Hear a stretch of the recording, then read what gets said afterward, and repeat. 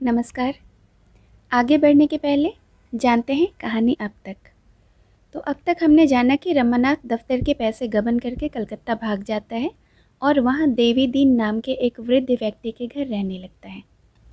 जल्पा हालांकि अपने गहने बेचकर गबन के पैसे तो चुका देती है, लेकिन रमानाथ को यह बात मालूम नहीं होता है और वह हमेशा पुलिस से डरा सहमा रहता है। रतन जल्पा का बहुत ध्यान रखती है, लेकिन वकील साहब की तबीयत ज़्यादा खराब होने के कारण वह उन्हें लेकर कलकत्ते आ जाती है, पर वह उन्हें बचा नहीं पाती है। वकील साहब के गुजर जाने के बाद उनका एक रिश्तेदार मणिभूषण उनके रुपए हड़पना चाहता है, इसलिए वह रतन को विश्वास में लेकर पीछे से उनके रुपयों का उपयोग करता रहता है और उसके रुपए अपने नाम करवाता रहता है। जल्पा रमानाथ का पता लगाने के लिए अखबार में शतरंज की एक पहेली छपवाती है और उस पर इनाम रखवाती है। उसे विश्वास है कि रमानाथ ये पहेली ज़रूर हल कर लेगा और इस तरह वह उसका पता पा सकेगी। रमानाथ कलकत्ते में एक चाय की दुकान कर लेता है। अब उसके पास पैसे आने लगते हैं। उसे थिएटर का शौक़ चढ़ता है। सिनेमा की टिकट लेने के लिए वह बाहर जाता है तो कुछ सिपाही उसे रोड पर दिखते हैं। वो कहते हैं ना, चोर की दाढ़ी में तिनका। उन्हें देखते ही वह इतना घबरा जाता है कि सिपाही को उस पर शक हो जाता है और वे इसे पकड़कर थाने ले आते हैं। अब जानते हैं आगे की कहानी। थोड़ी देर में पुलिस स्टेशन दिखाई दिया। दर्शकों की भीड़ बहुत कम हो गई थी। रमा ने एक बार उनकी ओर लज्जित आशा के भाव से ताका। देवी दीन का पता न था।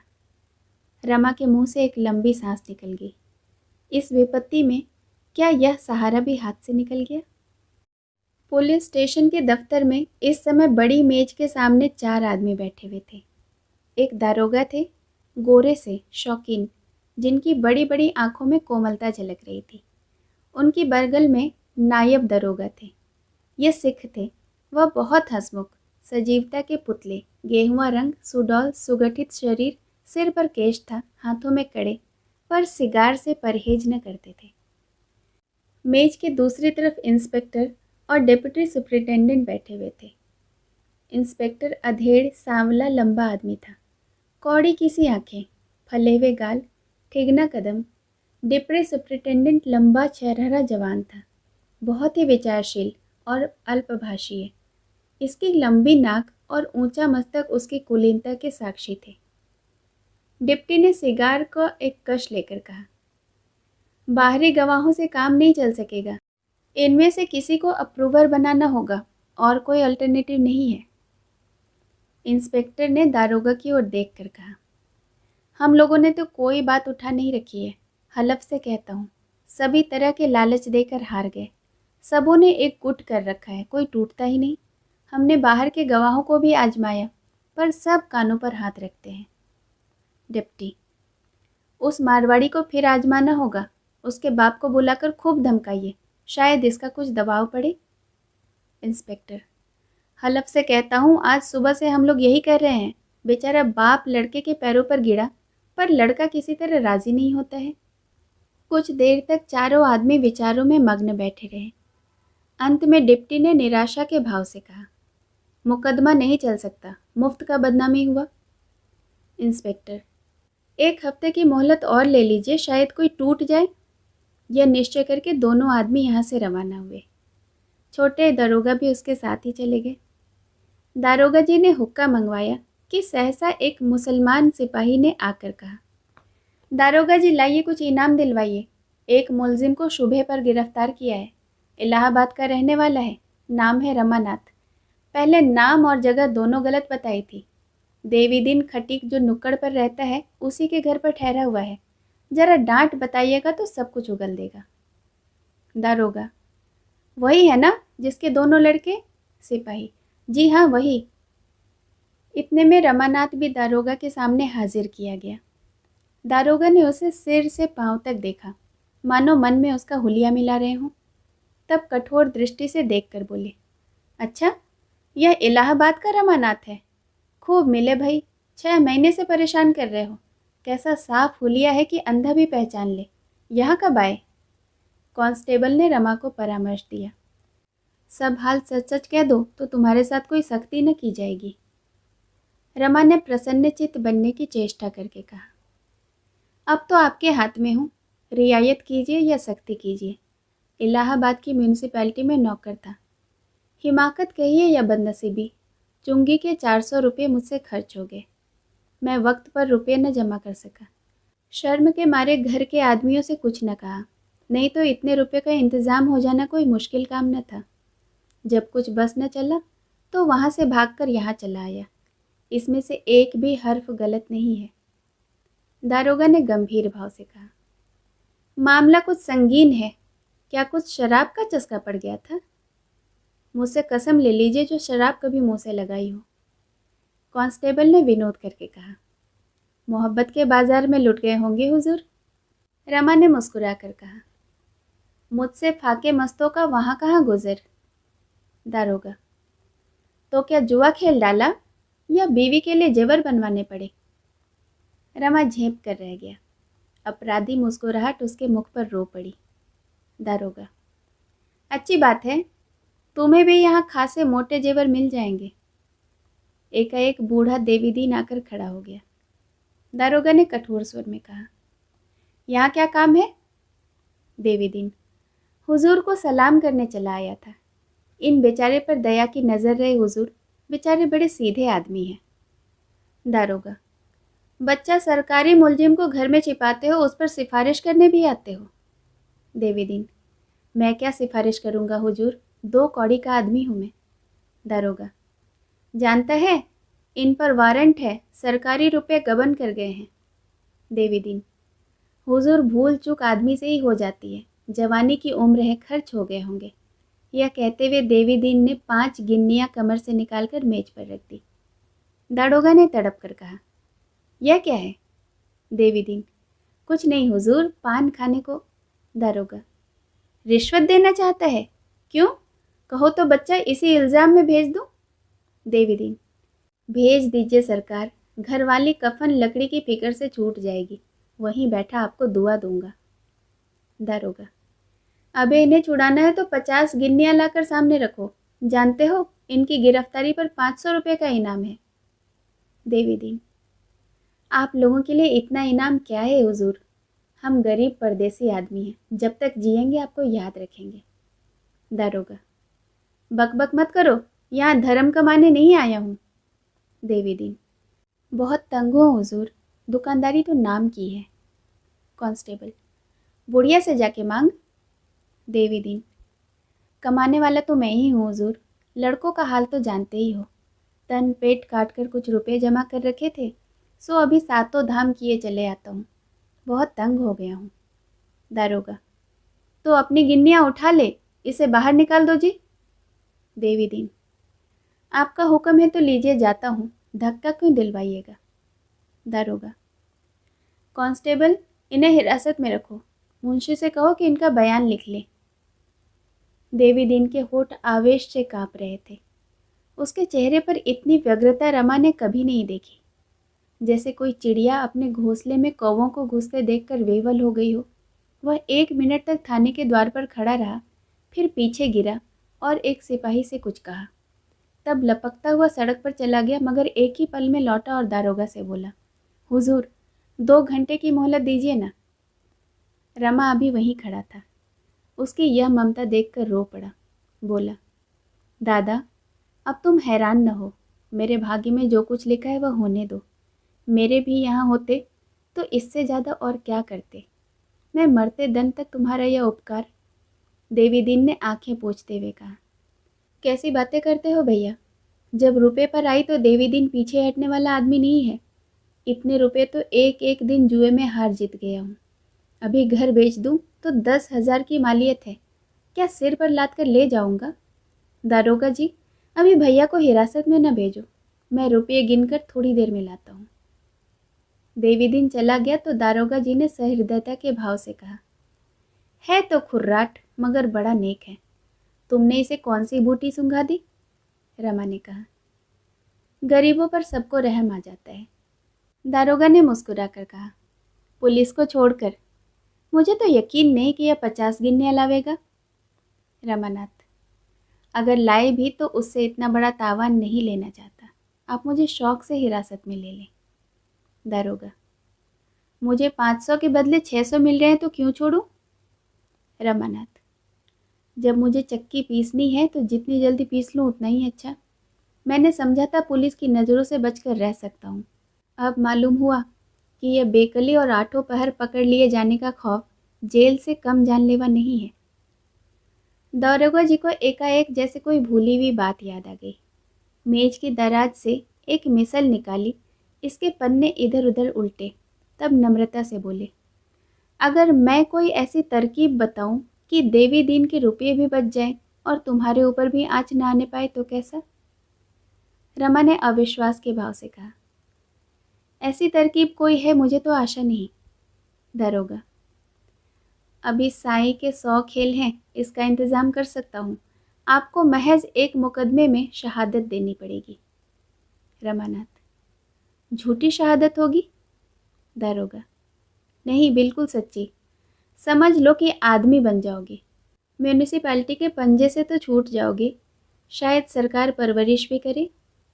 यूँ अगर चालान हो गया तो 5 साल से कम की सज़ा न होगी। मान लो इस वक्त देवी तुम्हें बचा भी ले तो बकरे की माँ कब तक खैर मनाएगी? ज़िंदगी खराब हो जाएगी। तुम अपना नफ़ा नुकसान खुद समझ लो, मैं ज़बरदस्ती नहीं करता।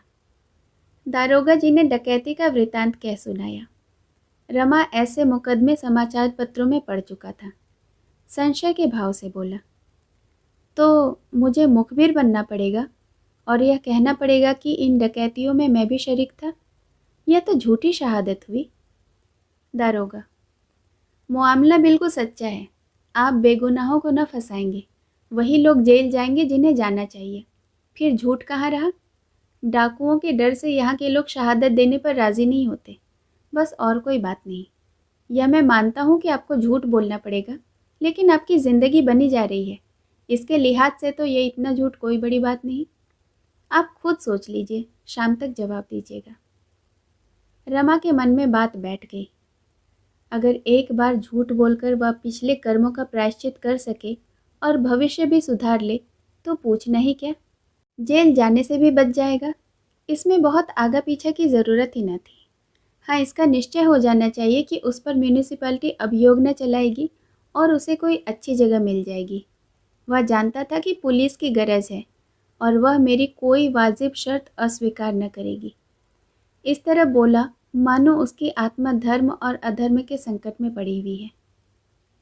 मुझे यही डर है कि कहीं मेरी गवाही से बेगुनाह न लोग फंस जाएं। दारोगा, इसका मैं आपको इत्मीनान दिलाता हूँ। रमानाथ, लेकिन कल को म्यूनिसिपैलिटी मेरी गर्दन नापे तो मैं किसे पुकारूंगा? दारोगा, मजाल है म्यूनिसिपैलिटी चू तक कर दे। फौजदारी के मुकदमे में मुद्दई तो सरकार की होगी।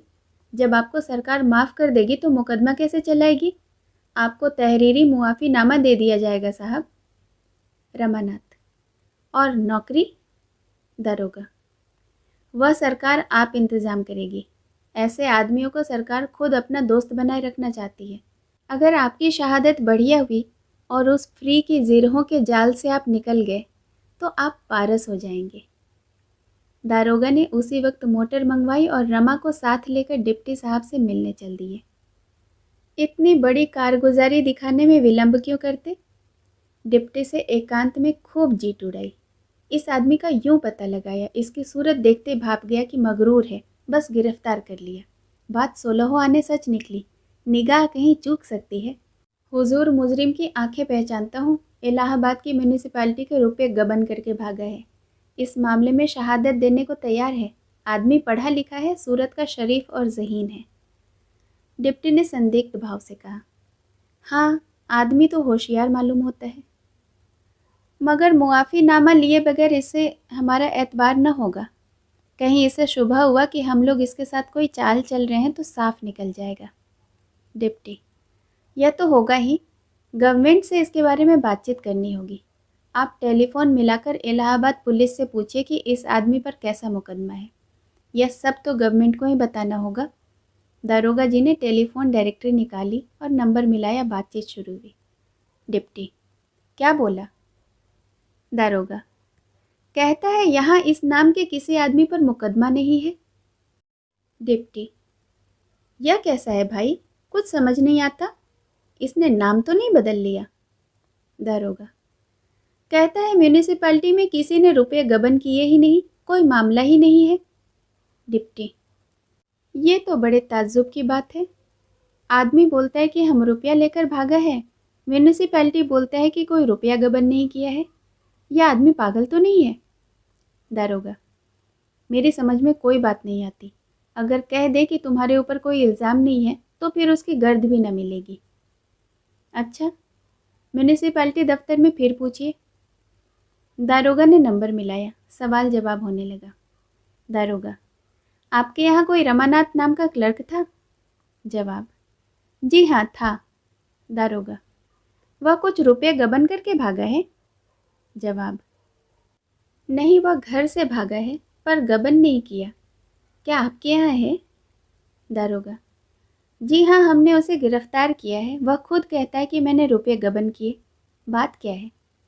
जवाब, पुलिस तो लाल बुझक्कड़ है, जरा दिमाग लगाइए। दारोगा, यहाँ तो अकल काम नहीं करती। जवाब, यही क्या, कहीं भी काम नहीं करती। सुनिए, रमानाथ ने मिज़ान लगाने में गलती की, डरकर भागा। बाद को मालूम हुआ कि तहवील में कोई कमी न थी। आई बात समझ में? डिप्टी, अब क्या करना होगा खां साहब, चिड़िया हाथ से निकल गया। दारोगा, निकल कैसे जाएगी हुजूर, रमानाथ से यह बात कही ही क्यों जाए। बस उसे ऐसे किसी आदमी से न मिलने दिया जाए जो बाहर की खबरें उस तक पहुंचा सके। घर वालों को उसका पता अब लग ही जाएगा, कोई न कोई उसकी तलाश में ज़रूर आएगा। किसी को आने न दे, तहरीर में कोई भी बात न लाई जाए, ज़बानी इत्मीनान दिला दिया जाए, कह दिया जाए कि कमिश्नर साहब को मुआफ़ीनामा के लिए रिपोर्ट दी गई है, इंस्पेक्टर साहब से भी राय ले ली जाए।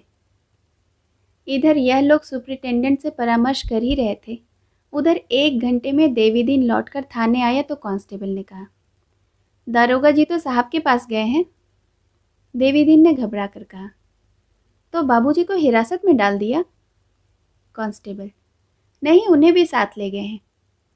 देवीदीन ने सिर पीट कर कहा, पुलिस वालों की बात का कोई भरोसा नहीं। कह गया था कि 1 घंटे में रुपये लेकर आता हूँ, मगर इतना भी सब्र न हुआ। सरकार से तो 500 ही मिलेंगे, मैंने तो 600 देने को कहा था। हाँ, सरकार में कारगुजारी हो जाएगी, और क्या, वहीं से उन्हें प्रयागराज भेज देंगे, मुझे भेंट भी न होगी। बुढ़िया रो रो कर मर जाएगी। यह कहता हुआ देवीदीन वहीं ज़मीन पर बैठ गया। कांस्टेबल ने पूछा, तो यहाँ कब तक बैठे रहोगे? देवीदीन ने मानो कोड़ों की काट से आहत होकर कहा, अब तो दारोगा जी से 2-2 बातें करके ही जाऊंगा, चाहे जेल ही क्यों न जाना पड़े, पर फटकारूंगा ज़रूर, बुरी तरह फटकारूंगा। आखिर उनके भी तो बाल बच्चे होंगे, क्या भगवान से जरा भी नहीं डरते? तुमने बाबूजी को जाते देखा था, बहुत रंजीदा थे क्या? कांस्टेबल, रंजीदा तो नहीं थे, खासी तरह हंस रहे थे, दोनों जने मोटर में बैठ कर गए हैं। देवीदीन ने अविश्वास के भाव से कहा, हंस क्या रहे होंगे बेचारे, मुंह से चाहे हंस लें, दिल तो रोता ही होगा। देवीदीन को यहाँ बैठे 1 घंटा भी न हुआ था कि सहसा जग्गो आ गई। देवीदीन को द्वार पर बैठे देखकर बोली, तुम यहाँ क्या करने लगे, भैया कहाँ हैं? देवीदीन ने मर्माहत होकर कहा, भैया को ले गए सुपरिटेंडेंट के पास, न जाने भेंट होती है कि ऊपर ही ऊपर प्रयागराज भेज दिए जाते हैं। जग्गो, दारोगा जी भी बड़े वह हैं, कहा तो था कि इतना लेंगे, कहाँ चल दिए? देवीदीन, इसीलिए तो बैठा हूँ कि आवे तो 2-2 बातें कर लूँ। जग्गो, हाँ, फटकारना ज़रूर, जो अपनी बात का नहीं वह अपने बाप का क्या होगा? मैं तो खरी कहूँगी, मेरा क्या कर लेंगे? देवीदीन, दुकान पर कौन है? जग्गो, बंद कर आई हूँ, अभी बेचारे ने कुछ खाया भी नहीं, सवेरे से वैसे ही है। चूल्हे में जाए वह तमाशा, उसी का टिकट लेने जाते थे ना, न घर से निकलते तो काहे को यह बला सिर पर पड़ती। देवीदीन, जो उधर से ही पराग भेज दिया तो? जग्गो, तो चिट्ठी तो आवेगी ही, चलकर वहीं देख आवेंगे। देवीदीन, आंखों में आंसू भरकर, सज़ा हो जाएगी? जग्गो, रुपये जमा कर देंगे तब काहे को होगी सज़ा, सरकार अपने रुपये ही तो लेगी ना। देवीदीन, नहीं पगली, ऐसा नहीं होता, चोर माल लौटा दे तो वह थोड़े ही छोड़ दिया जाता है। जग्गू ने परिस्थिति की कठोरता अनुभव करके कहा। दारोगा जी। वह अभी बात पूरी न करने पाई थी कि दारोगा जी की मोटर सामने आ पहुंची। इंस्पेक्टर साहब भी थे। रमा इन दोनों को देखते ही मोटर से उतर कर आया और प्रसन्न मुख से बोला, तुम यहाँ कितनी देर से बैठे हो दादा? आओ कमरे में चलो। अम्मा तुम कब आई? दारोगा जी ने विनोद भाव से कहा। कहो चौधरी, रुपये लाए? देवी दीन। जब कहकर गया कि थोड़ी देर में आता हूँ तो आप मेरी राह नहीं देख सकते थे? चलिए अपने रुपये लीजिए। दारोगा। खोद कर निकाले होंगे? देवी दीन। आपके इकबाल से 1500 रुपये ऊपर से ही निकल आते हैं, ज़मीन खोदने की ज़रूरत नहीं पड़ी। चलो भैया, बुढ़िया कब से खड़ी है, मैं रुपये चुका कर आता हूँ। दारोगा। तो भाई अपने रुपये ले जाकर हांडी में रख दो। अफसरों की सलाह हुई है कि इन्हें छोड़ना नहीं है, यह मेरे बस की बात नहीं है। देवी दीन ने दारोगा की बात सुनी तो भौवें तिरछी हो गई। बोला, दारोगा जी, मर्दों की एक बात होती है, मैं तो यही जानता हूँ। मैं रुपये आपके हुक्म से लाया हूँ, आपको अपना कॉल पूरा करना ही पड़ेगा। कह के मुकर जाना नीचों का काम है। इतने कठोर शब्द सुनकर दारोगा जी को भन्ना जाना चाहिए था, पर उन्होंने ज़रा भी बुरा न माना। हंसते हुए बोले, भाई अब चाहे नीच कहो दगाबाज कहो, पर हम इन्हें नहीं छोड़ सकते। ऐसे शिकार रोज़ थोड़े ही मिलते हैं। कॉल के पीछे अपनी तरक्की कोई नहीं छोड़ सकता। दारोगा के हंसने पर देवीदीन और भी तेज़ हुआ। तो आपने कहा किस मुंह से था? दारोगा। कहा तो इसी मुंह से था, लेकिन मुंह हमेशा एक सा थोड़ी ही रहता है। इसी मुंह से जिसे गाली देता हूँ उसकी इसी मुंह से तारीफ भी करता हूँ।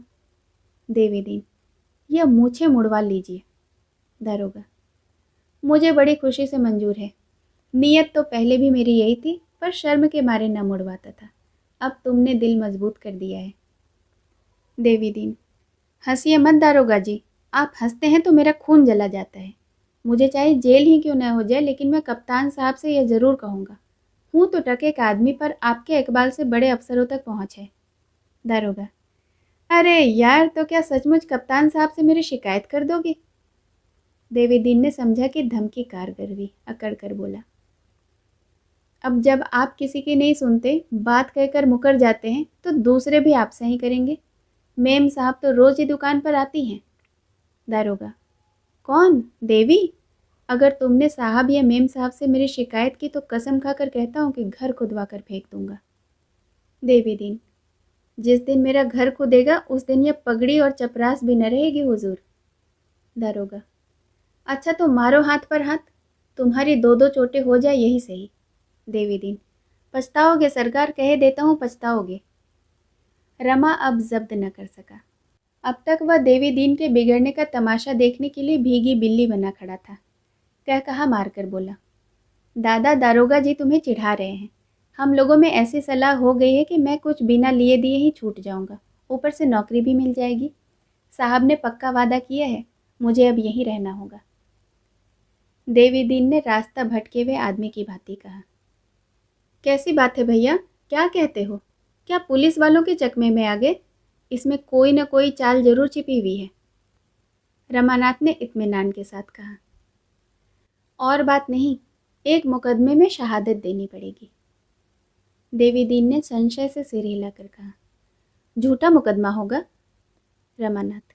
नहीं दादा, बिल्कुल सच्चा है, मैंने पहले ही पूछ लिया है। देवीदीन की शंका शांत न हुई। बोला, मैं इस बारे में और कुछ नहीं कह सकता भैया, जरा सोच समझ कर काम लेना। अगर मेरे रुपये को डरते हो तो यही समझ लो कि देवीदीन ने अगर रुपयों की परवाह की होती तो आज लखपति होता। इन्हीं हाथों से 100-100 रुपये रोज कमाए और सब के सब उड़ा दिए। किस मुकदमे में शहादत देनी है, कुछ मालूम हुआ? दारोगा जी ने रमा को जवाब देने का अवसर न देकर कहा, वही डकैतों वाला मुकदमा जिसमें कई गरीब आदमियों की जान गई थी। इन डाकुओं ने सूबे भर में खूब हंगामा मचा रखा था। उनके डर के मारे कोई आदमी गवाही देने पर राजी नहीं होता था। देवीदीन ने उपेक्षा के भाव से कहा, अच्छा तो यह मुखबिर बन गए हैं, यह बात है। इसमें तो जो पुलिस सिखाएगी वही तुम्हें करना पड़ेगा भैया। मैं छोटी समझ का आदमी हूँ, इन बातों का मर्म क्या जानूँ, पर मुझे मुखबिर बनने को कहा जाता तो मैं न बनता, चाहे कोई लाख रुपए देता। बाहर के आदमी को क्या मालूम कि कौन अपराधी है कौन बेकसूर। 2-4 अपराधियों के साथ 2-4 बेकसूर भी तो ज़रूर होंगे। दारोगा, हरगिज़ नहीं, जितने आदमी पकड़े गए हैं सब पक्के डाकू हैं। देवी दीन, यह तो आप कहते हैं ना, हमें क्या मालूम। दारोगा, हम लोग बेगुनाहों को फंसाएंगे ही क्यों, यह तो सोचो। देवी दीन, यह सब भुगते बैठा हूँ दारोगा जी, इससे तो यही अच्छा है कि आप इनका चालान कर दें। 1-2 साल जेल ही होगा। एक अधर्म के दंड से बचने के लिए बेगुनाहों का खून तो सिर पर न चढ़ेगा।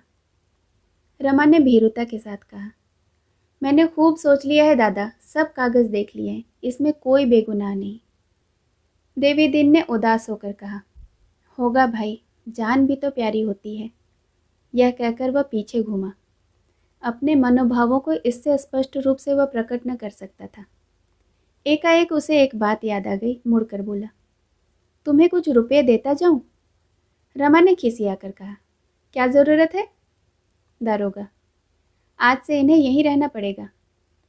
देवी दीन ने कर्कश स्वर में कहा, हाँ हुजूर, इतना जानता हूँ, इनकी दावत होगी, बंगले में रहने को मिलेगा, नौकर मिलेंगे, मोटर मिलेगी, यह सब जानता हूँ। बाहर का कोई आदमी इनसे न मिलने पावेगा, ना अकेले आ सकेंगे न जा सकेंगे, यह सब देख चुका हूँ। यह कहता हुआ देवी दीन तेजी से कदम उठाता हुआ चल दिया, मानो वहाँ उसका दम घुट रहा हो। दारोगा ने उसे पुकारा, पर उसने फिर कर न देखा। उसके मुख पर पराभूत वेदना छाई हुई थी। जग्गू ने पूछा, भैया नहीं आ रहे? देवी दीन ने सड़क की ओर ताकते हुए कहा, भैया अब नहीं आवेंगे, जब अपने ही अपने न हुए तो बेगाने ही हैं। वह चला गया। बुढ़िया भी पीछे पीछे भुनभुनाती हुई चली। रुदन में कितना उल्लास, कितनी शांति, कितना बल है। जो कभी एकांत में बैठकर किसी की स्मृति में, किसी के वियोग में सिसक सिसक कर और बिलक बिलक कर नहीं रोया, वह जीवन के ऐसे सुख से वंचित है जिस पर सैकड़ों हंसियां निछावर हैं। उस मीठी वेदना का आनंद उन्हीं से पूछो जिन्होंने यह सौभाग्य प्राप्त किया है। हंसी के बाद मन छिन्न हो जाता है, आत्मा शुद्ध हो जाती है, मानो हम थक गए हों, पराभूत हो गए हों।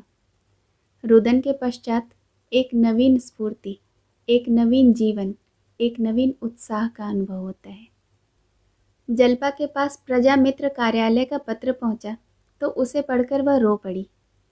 पत्र एक हाथ में लिए दूसरे हाथ से चौखट पकड़े खूब रोई। क्या सोचकर रोई वह कौन कह सकता है। कदाचित अपने उपाय की इस आशातीत सफलता ने उसकी आत्मा को विह्वल कर दिया, आनंद की उस गहराई पर पहुंचा दिया जहां पानी है, उस ऊंचाई पर जहां उष्णता हिम बन जाती है। आज 6 महीने के बाद यह सुख संवाद मिला। इतने दिनों वह छलमयी आशा और कठोर दुराशा का खिलौना बनी रही। आह, कितनी बार उसके मन में तरंग उठी कि इस जीवन का क्यों न अंत कर दूं। कहीं मैंने सचमुच प्राण त्याग दिए होते तो उनके दर्शन भी न कर पाती। पर उनका ही ये कितना कठोर है। 6 महीने से वहाँ बैठे हैं, एक पत्र भी न लिखा, खबर तक न ली। आखिर यही समझ लिया होगा कि बहुत होगा तो रो रो कर मर जाएगी। उन्होंने मेरी परवाह ही कब की। 10-20 रुपये तो आदमी यार दोस्तों पर भी खर्च कर देता है। वह प्रेम नहीं है, प्रेम हृदय की वस्तु है, रुपये की नहीं। जब तक रमा का कुछ पता न था, जल्पा सारा इल्ज़ाम अपने सिर पर रखती थी, पर आज उनका पता पाते ही उसका मन अकस्मात कठोर हो गया। तरह तरह के शिकवे पैदा होने लगे। वहाँ क्या समझ कर बैठे हैं? इसीलिए तो कि वह स्वाधीन है, आज़ाद है, किसी का दिया नहीं खाते। इसी तरह मैं कहीं बिना कहे सुने चली जाती तो वह मेरे साथ किस तरह पेश आते? शायद तलवार लेकर गर्दन पर सवार हो जाते या जिंदगी भर मुंह न देखते। वहीं खड़े खड़े जल्पा ने मन ही मन शिकायतों का दफ्तर खोल लिया। सहसा रमेश बाबू ने द्वार पर आकर पुकारा, गोपी जरा इधर आना। मुंशी जी ने अपने कमरे में पड़े पड़े कराह कर कहा, कौन है भाई, कमरे में आ जाओ। अरे आप हैं रमेश बाबू? बाबू मैं तो मर कर जिया हूँ, बस यही समझ लीजिए कि नई जिंदगी हुई। कोई आशा न थी, न कोई आगे न पीछे, दोनों लौंडे आवारा हैं। मैं मरूं या जीऊं उनको कोई मतलब ही नहीं। उनकी माँ को मेरी सूरत देखते डर लगता है। बस बेचारी बहू ने मेरी जान बचाई, वह न होती तो अब तक चल बसा होता था। रमेश बाबू ने कृत्रिम संवेदना दिखाते हुए कहा। आप इतने बीमार हो गए, मुझे कोई खबर तक न हुई। मेरे यहाँ रहते आपको इतना कष्ट हुआ। बहू ने भी मुझे एक पुर्जा न लिख दिया। छुट्टी लेनी पड़ी होगी।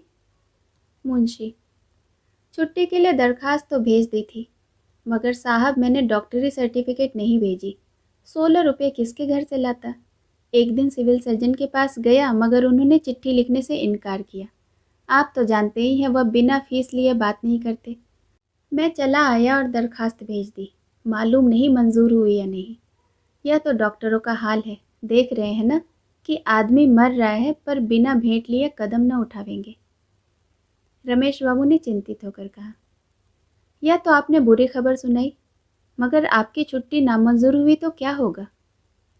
मुंशी जी ने माथा ठोक कर कहा। क्या होगा, घर में बैठा रहूँगा। साहब पूछेंगे तो साफ कह दूंगा कि मैं सर्जन के पास गया था, उसने छुट्टी नहीं दी। आखिर इन्हें क्यों सरकार ने नौकर रखा है, महज कुर्सी की शोभा बढ़ाने के लिए। ये लौंडे कहाँ गायब हैं, आपके लिए पान तक लाने वाला कोई नहीं। क्या करूं। रमेश ने मुस्कुरा कर कहा। मेरे लिए कोई तकल्लुफ़ ना करें, आज मैं पान खाने नहीं भरपेट मिठाई खाने आया हूँ। जलपा को पुकार कर, बहू जी तुम्हारे लिए खुशखबरी लाया हूँ, मिठाई मंगवाओ। जलपा ने पान की तश्तरी उनके सामने रखकर कहा। पहले वह खबर सुनाइए, शायद आप जिस खबर को नई नई समझ रहे हो वह पुरानी हो गई हो। रमेश, जी कहीं हो ना, रमा का पता चल गया है, कलकत्ता में है। जलपा, मुझे पहले ही मालूम हो चुका है। मुंशी जी झटपट उठ बैठे। उनका ज्वर मानो भागकर उत्सुकता की आड़ में छिप गया। रमेश का हाथ पकड़कर बोले, मालूम हो गया, कलकत्ते में है, कोई खत आया था। रमेश, खत नहीं, एक पुलिस इंक्वायरी थी। मैंने कह दिया उन पर किसी तरह का इल्ज़ाम नहीं है। तुम्हें कैसे मालूम हुआ बहू जी। जलपा ने अपनी स्कीम बयान की। प्रजा मित्र कार्यालय का पत्र भी दिखाया। पत्र के साथ रुपयों की एक रसीद थी जिस पर रमा का हस्ताक्षर था। रमेश, दस्तखत तो रमा बाबू का है, बिल्कुल साफ धोखा नहीं हो सकता। मान गया बहू जी तुम्हें। वाह, क्या हिमाकत निकाली है। हम सबके कान काट लिए, किसी को न सूझी। अब जो सोचते हैं तो मालूम होता है कि कितनी आसान बात थी। किसी को जानना चाहिए जो बच्चे को घसीट कर लाए। यह बातचीत हो ही रही थी कि रतन आ पहुंची। जलपा उसे देखते ही वहां से निकली और उसके गले से लिपट कर बोली, बहन कलकत्ता से पत्र आया है, वही है। रतन, मेरे सिर की कसम। जलपा, हाँ सच कहती हूँ, खत देखो ना। रतन, तो चलो आज ही चले चलें। जलपा, यही तो मैं भी सोच रही हूँ, तुम चलोगी। रतन, चलने को तो मैं तैयार हूँ, लेकिन अकेला घर किस पर छोड़ूं बहन। मुझे मणिभूषण पर कुछ शुभ होने लगा है, उसकी नीयत अच्छी नहीं मालूम होती। बैंक में 30,000 रुपये से कम न थे, सब न जाने कहाँ उड़ा दिए। कहता है क्रियाकर्म में खर्च हो गए। हिसाब मांगती हूँ तो आंखें दिखाता है। दफ्तर की कुंजी अपने पास रखे हुए है, मांगती हूँ तो टाल जाता है। मेरे साथ कोई कानूनी चाल चल रहा है। डरती हूँ कि मैं उधर जाऊँ, इधर वह सब कुछ लेकर चलते न बने। बंगले के ग्राहक आ रहे हैं, मैं भी सोचती हूँ कि गांव में जाकर शांति से पड़ी रहूँ। बंगला बिक जाएगा तो नकद रुपए हाथ में आ जाएंगे। मैं न रहूँगी तो शायद ये रुपए मेरे हाथ भी ना आएंगे। गोपी को साथ लेकर आज ही चले जाओ, रुपए का इंतज़ाम मैं कर दूँगी। जलपा, गोपीनाथ तो शायद न जा सके, दादा की दवा दारू के लिए कोई तो चाहिए।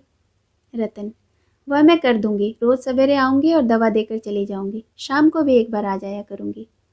जलपा ने मुस्कुरा कर कहा, और दिन भर उनके पास बैठेगा कौन। रतन, मैं थोड़ी देर बैठ भी रहूँगी, मगर तुम आज ही जाओ, बेचारे वहाँ न जाने किस दशा में होंगे। रतन मुंशी जी के कमरे में गई तो रमेश बाबू उठकर खड़े हो गए और बोले, आइए देवी जी, रमा बाबू का पता चल गया है। रतन, इसमें आधा श्रेय मेरा है। रमेश, आपकी सलाह से ही हुआ होगा, अब उन्हें यहाँ लाने की फिक्र करनी है। रतन, जलपा चली जाए और पकड़ लाए, गोपी को साथ लेती जावे, आपको इसमें कोई आपत्ति तो नहीं दादाजी।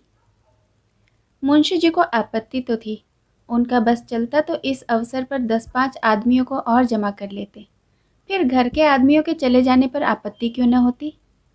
मगर समस्या ऐसी आ पड़ी थी कि कुछ बोल न सके। गोपी कलकत्ता की सैर का ऐसा अच्छा अवसर पाकर खुश क्यों न होता। विश्वंभर दिल में ऐंठ कर रह गया। विधाता ने उसे छोटा न बनाया होता तो आज उसकी यह हकतलफी न होती थी। गोपी ऐसे कहाँ बड़े होशियार हैं, जहाँ जाते हैं कोई न कोई चीज़ खो आते हैं। हाँ, मुझसे बड़े हैं, इस दैवी विधान ने उसे मजबूर कर दिया। रात को 9 बजे जलपा चलने को तैयार हुई। सास ससुर के चरणों पर सिर झुकाकर आशीर्वाद लिया। विश्वंभर रो रहा था। उसे गले लगाकर प्यार किया और मोटर पर बैठी।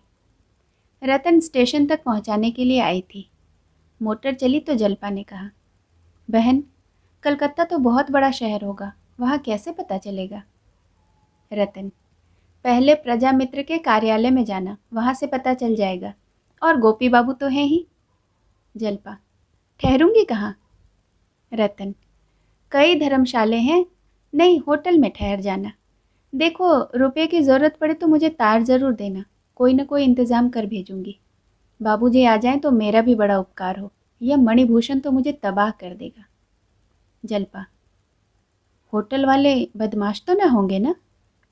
रतन, कोई ज़रा भी शरारत करे तो ठोक कर मारना, बस कुछ पूछना मत, ठोक कर जमा कर तब बात करना। रतन ने अपने कमर से एक छुरी निकालकर जलपा को देते हुए कहा, इसे अपने पास रख लो, कमर में छिपाए रखना। मैं जब कभी बाहर निकलती हूँ इसे अपने पास ही रखती हूँ, इससे दिल बड़ा मजबूत रहता है। जो मर्द किसी स्त्री को छेड़ता है उसे समझ लो कि वह पल्ले सिरे का कायर, नीच और लंपट है। तुम्हारी छुरी की चमक और तुम्हारे तेवर देख कर के ही उसकी शामत आ जाएगी, सीधा दुम दबाकर भागेगा। लेकिन अगर ऐसा मौका आ ही पड़े कि जब तुम्हें छुरी से काम लेने को मजबूर होना पड़े तो ज़रा भी मत झिझकना, छुरी लेकर पिल पड़ना। इसकी बिल्कुल फिक्र मत करना कि क्या होगा क्या न होगा, जो कुछ होगा देखा जाएगा। जलपा ने छुरी ले ली पर कुछ बोली नहीं। उसका दिल भारी हो रहा था। इतनी बातें सोचने और पूछने की थी कि उनके विचार से ही उसका दिल बैठा जाता था। स्टेशन आ गया। कुलियों ने असबाब उतारा, गोपी टिकट लाया। जलपा पत्थर की मूर्ति की भांति प्लेटफॉर्म पर खड़ी रही, मानो चेतना शून्य हो गई हो। किसी बड़ी परीक्षा के पहले हम मौन हो जाते हैं, हमारी सारी शक्तियाँ उस संग्राम की तैयारी में लग जाती हैं। रतन ने गोपी से कहा, होशियार रहना।